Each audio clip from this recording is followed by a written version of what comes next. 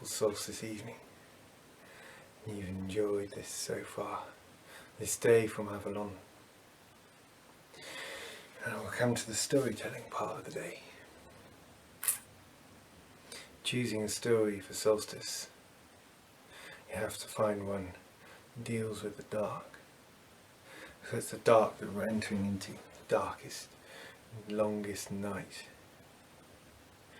But this isn't a time to fear. It's not an unpleasant darkness really. If embraced in the right way, this darkness is one of healing and restoration.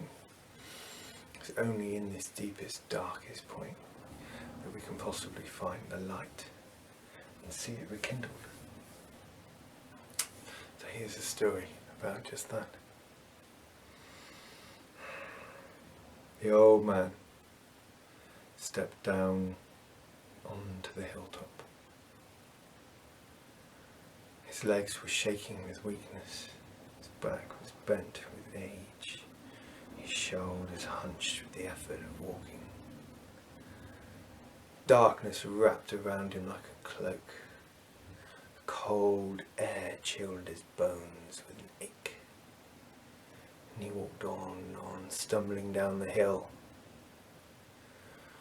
On and on in the darkness, his withered limbs creaking and cracking as he staggered his way, each step weaker than the one before. His pale eyes seeking out through the darkness any sign of life as he stumbled forward further and further down the hill, down into the deep valley. And as he walked, as he creaked and stumbled and walked on, the weight of so much time seemed sat upon him. He almost bent double as he staggered on, further and further, deeper and deeper down the hill through the impenetrable blackness.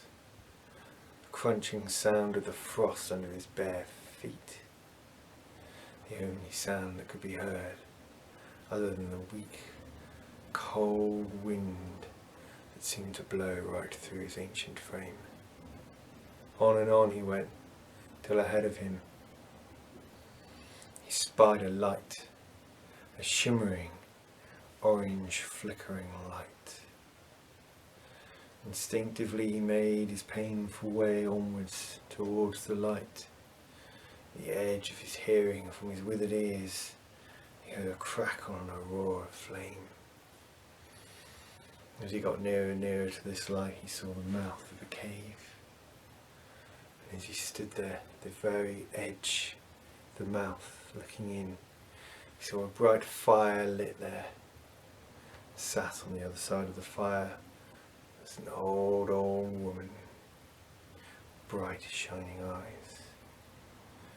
As the old man registered this, as he felt sight finally leaving his eyes, he went to step forward towards the light and the warmth, and as he did so, he staggered and fell, no more strength left in him, nothing holding him up anymore.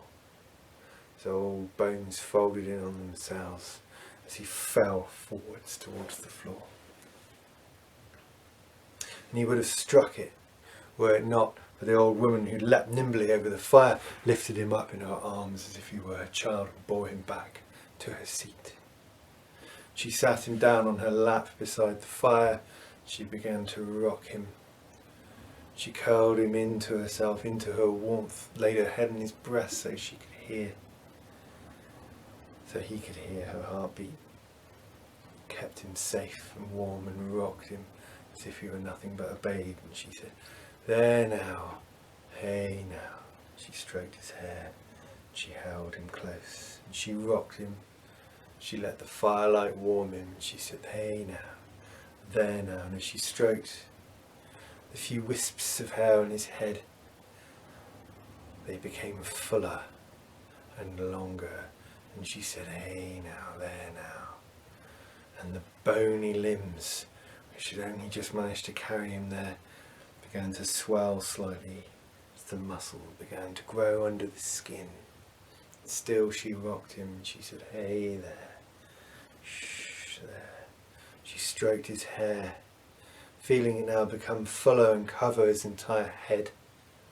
She saw the shrunken cheeks of the ancient old man begin to fill again. The fine network of wrinkles around his eyes and on his forehead begin to smooth away. And she said, "Hey now, there now, shh now," and rocked him. And as she did so, she felt the weight of his body increase on her lap. His muscles swelled and became full, his shoulders widened. Colour began to come back into his hair, first orange and then gold amongst the white, and as she stroked his hair, said, "Hey now, there now," it became more and more golden, more and more fiery red and orange, reflecting the firelight in the centre of the cave. The skin of his face began to become smoother. His jaw filled out and jutted forward, a fine golden red beard growing there. And as she rocked him, saying, "Hey now, hey now," he appeared now to be a man in the full prime of his life. And as she rocked him back and forth, and she said, "Hey now, there now, shh now." She rocked him more and more and more, even though now he was a full-grown man, in shape like a mighty warrior. Still, he snuggled in close to her. Still, she held him like a babe, and she rocked him in comfort and safety. She stroked his hair and said, "Hey now, there now." And as she did so, she felt his body begin to get lighter again. The muscles change, become firmer but smaller. His frame get lighter and more nimble. The last of the white hairs completely disappeared, the last of the wrinkles disappearing from his face. And there, on her lap, sheltered in her arms, she held a youth in the full vigour and first bursting of life. And there she still rocked him, saying, "Hey now, there now, shh now." His hair became more golden. As his frame became lighter and lighter, and the cares and worries that had been on that ancient face smoothed away to leave a smile.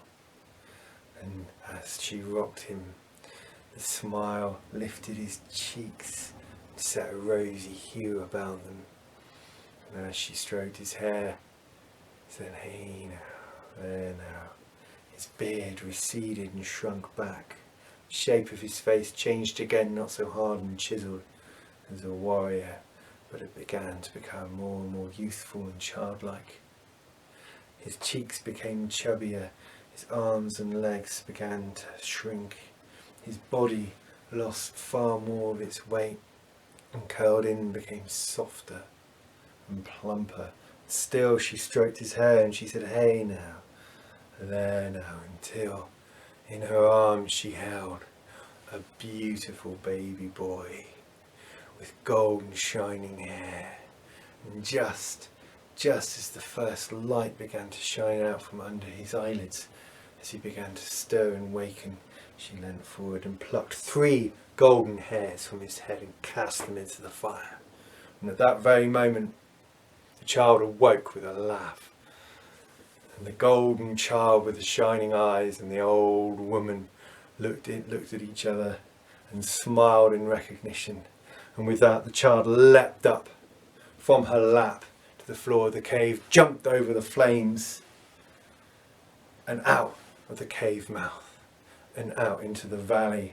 And there in the valley, with the purple pre-dawn light bathing him, the golden child laughed and sang and ran back up the hill as fast as he could, as fast as his tiny legs would carry him. And he laughed and he danced and he ran as if there was no effort at all. And as he ran, and the sky brightened around him and the birds began to sing, he ran further and further until he reached the very top of the hill. Then with one last huge laugh, he leapt up into the sky and shone again. The sun reborn. Thank you. I hope you enjoyed that solstice story, and I wish you all solstice blessings from my heart to yours.